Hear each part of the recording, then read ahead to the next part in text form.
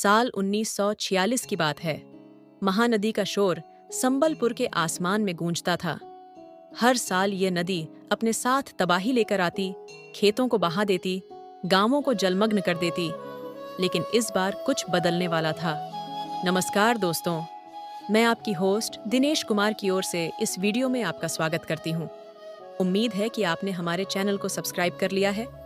अगर नहीं किया है तो कृपया सब्सक्राइब करें और बेल आइकन को दबाएं ताकि आप हमारी आगामी जानकारीपूर्ण और ज्ञानवर्धक वीडियो की ताज़ा तरीन अपडेट्स प्राप्त कर सकें। अब चलिए हम अपने आज के विषय की ओर बढ़ते हैं।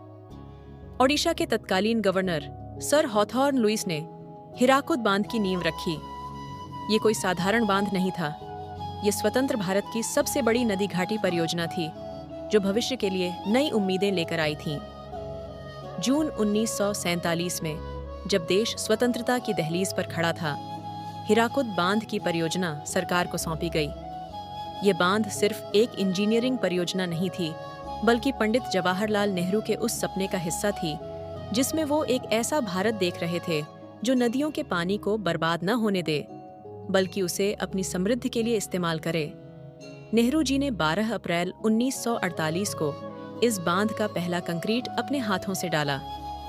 उस दिन वहां मौजूद हर व्यक्ति के दिल में एक नई उम्मीद जाग उठी थी।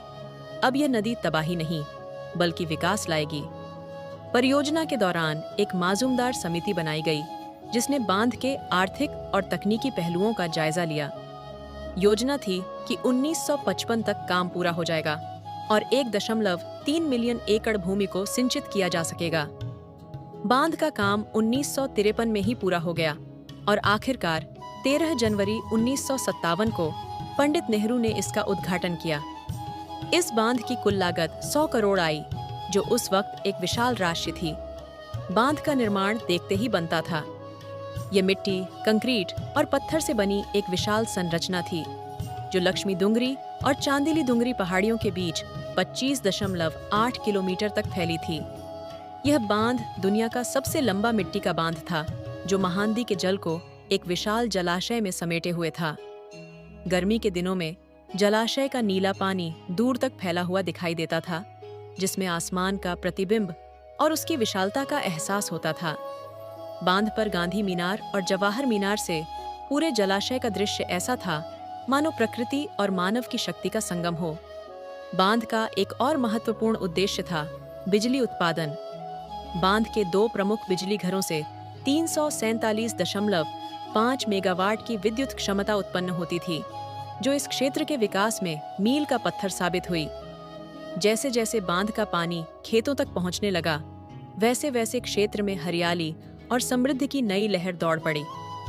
लेकिन इस विकास की चकाचौंध में कुछ अनकही कहानियां भी थीं।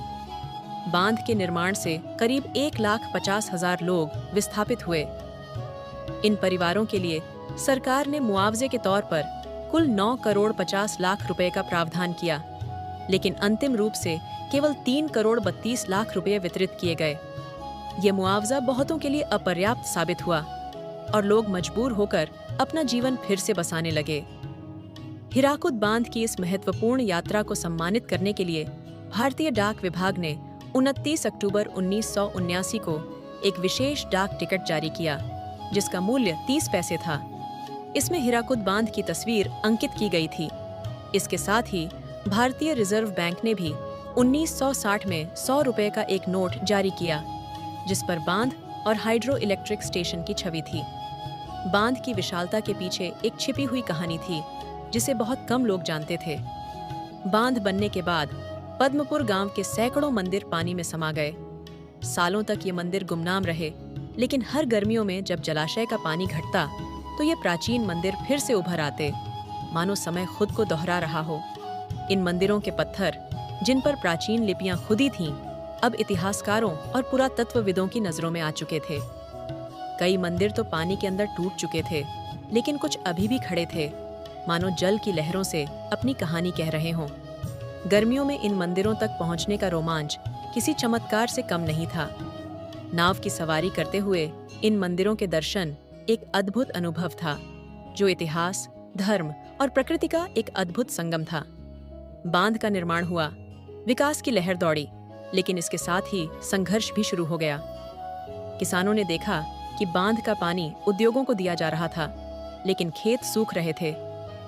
एक दिन 30,000 किसान एकत्र हुए और उन्होंने बांध के चारों ओर एक मानव श्रृंखला बनाई।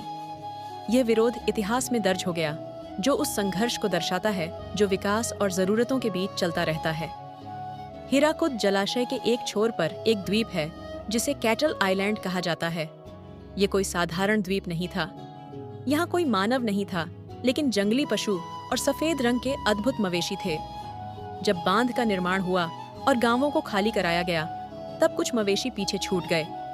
समय बीतने के साथ वे मवेशी जंगली हो गए और अब उन्हें पकड़ना लगभग असंभव था। यह द्वीप एक प्राकृतिक आश्चर्य बन गया, जो मानवीय सभ्यता से दूर एक अलग ही दुनिया का एहसास कराता था। बांध ने सिर्फ मनुष्यों के लिए ही नहीं, बल्कि वन्य जीवों के लिए भी एक नई दुनिया बनाई। यहाँ देवरीगढ़ वन्य जीव अभयारण्य स्थित है, जहाँ सर्दियों में प्रवासी पक्षियों का आना जाना लगा रहता है। हीराकुद जलाशय के किनारे कई पक्षी अपना बसेरा बनाते हैं, जिनमें सामान्य पौछाड़, लाल कटे पौछाड़ जैसे पक्षी प्रमुख हैं। यह स्थान अब प्रकृति प्रेमियों और पर्यटकों के लिए एक स्वर्ग बन गया है। हीराकुद बांध सिर्फ ईंट पत्थर का ढांचा नहीं है, यह उन सपनों और संघर्षों की गाथा है जो भारत के स्वतंत्रता के बाद के वर्षों में बुने गए थे। यह उन किसानों की कहानी है जिन्होंने अपनी जमीनें खोईं, उन मवेशियों की जो जंगली हो गए, और उन खोए हुए मंदिरों की जो समय की लहरों के साथ कभी डूबते तो कभी उभरते रहे। हीराकुद बांध भारत की विकास यात्रा का एक प्रतीक है, जो यह दिखाता है कि कैसे एक बांध सिर्फ पानी रोकने का साधन नहीं, बल्कि एक नई दुनिया का निर्माण कर सकता है। आपको यह वीडियो कैसा लगा? कृपया हमें कमेंट करके बताएं।